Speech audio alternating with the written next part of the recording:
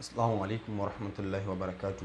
Barkanmu da sake kasancewa a wannan bidiyon. Kamar yadda ka gani a title in bidiyon nan, yau zan koya maka hanyar da zaka samu kuɗi wanda bai gaza daga naira 30,000 zuwa abin da ya sama a intanet ta hanyar amfani da wani kasuwanci da suke cewa ma affiliate marketing.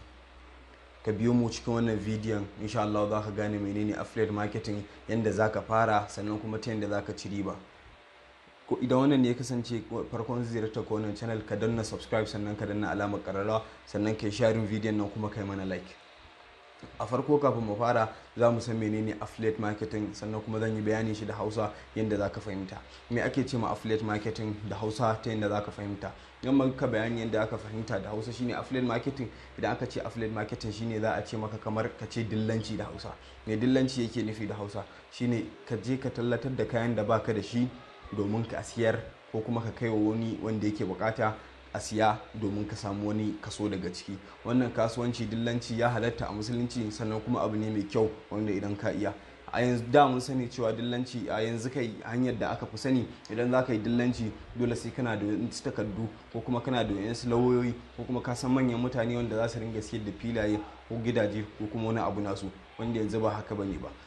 Abu kuma da abin da muka sani mu aka fi yin dillanci su shine kamar gidaje, fili ko kuma kamfanonuwa, amma yanzu aka iya dillancin komai da intanet, shine ake ce ma affiliate marketing.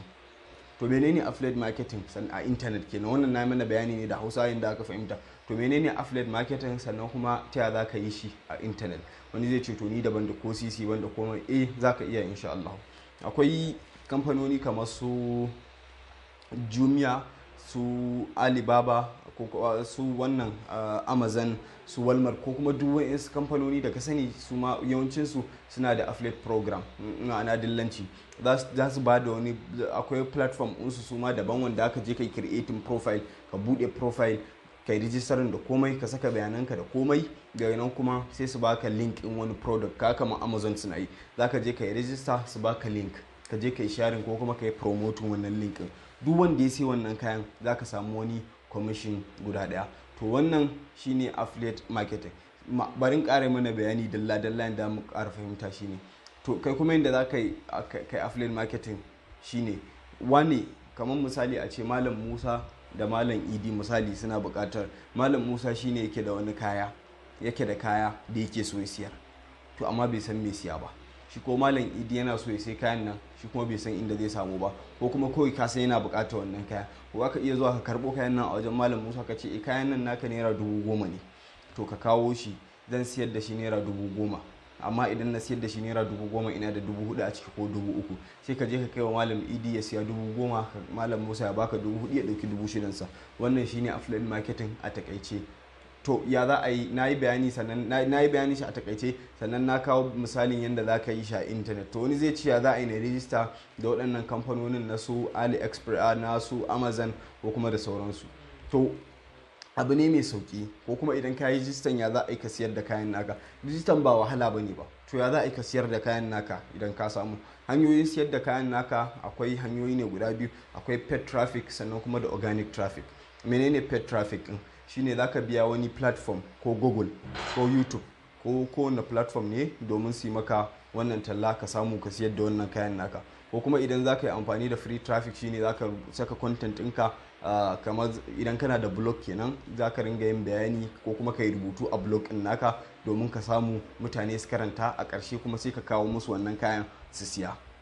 Sannan kuma sai idan za ka yi amfani da paid traffic, shine za ka yi amfani kamar su Google ad, YouTube ad, Facebook ad da dai sauransu. Wannan wanda sai ka iya, za ka biya su yi maka. Duka waɗannan hanyoyi da na kawo, duka za ka yi amfani da su domin samun result. Amma idan kana son misali result ne zo da sauri, za ka yi amfani da paid traffic, shine wanda za ka biya Facebook ko Instagram ko Google ko YouTube ko na platform shi maka talla. Waɗannan su ne abubuwa da za ka yi domin ka siyar da kayan naka. To sannan kuma wani zai ce to ni yanzu duk baka nuna mana yadda za mu yi creating wannan profile ɗin ba, ko kuma wani abu. To wannan duk abu ne mai sauki, insha Allah. Ku biyo mu a cikin wannan channel ɗin, nan ba da daɗewa ba za mu ringa kawo videos irin wannan, yadda za ka yi ka samu kuɗi a intanet, sannan kuma da yadda za a yi ka buɗe kai ma brand ɗinka na siyar da kayayyakin naka a intanet. Sannan kafin gama wannan video, wayansu za su je affiliate marketing to kuma za a yi shi ne iyana kamar physical kaya ko kayayyaki na sawa ko dai wani abu. To amma yanzu kuma duniya ta waye, za a iya yin affiliate marketing kamar na digital product wanda za ka iya siyar da kaya ba na physical bane, ba za a gani ba, misali ko online course ko wani video training ko wani coaching program ko dai wata software. za ka iya zuwa mai software ya je ya yi creating software sa, kai kuma sai ka je kai promoting wannan software in sannan kuma ka samu commission daga ciki. Wannan website din da za ka iya zuwa kai promoting wannan akwai su Clickbank, Warrior Plus, Jvizu, sannan kuma a Najeriya muna da kamar su Lenoflix da Expania wanda za ka biya kai register sannan kuma ka fara a baka link ka fara promoting. Wannan hanya ce mai sauki wanda za ka iya samun kuɗi a internet ba tare da kana da jari ba ko kuma kana da wani abu. Abinda ake so kawai ka nemo mutane ka ba su wannan kayan, su ka samo product guda ɗaya wanda mutane suke bukata, sai ka kai wa mutanen da suke bukata su siya, kai kuma sai ka samu commission ɗinka da wannan. Kai sharing wannan video din, insha Allah idan mun ga an sami share da likes da yawa za mu kawo video na gaba wanda za ka yi, wanda shi kuma shi ne za mu koyar da yadda ka yi creating profile a waɗannan platforms ɗin, sannan kuma da yadda za ka yi promoting, da yadda za ka yi cashing out ka samu kuɗi insha Allah.